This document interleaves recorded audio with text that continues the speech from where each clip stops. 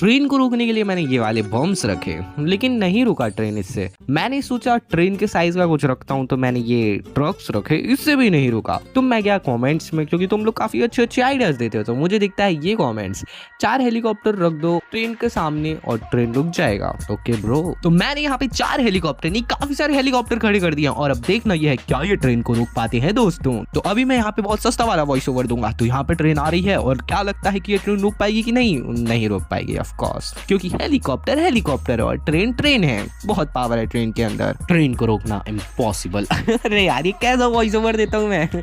by the way तुम लोग कोई ऐसा मस्त सा बताओ ना आइडिया, जिससे मैं ट्रेन को रोक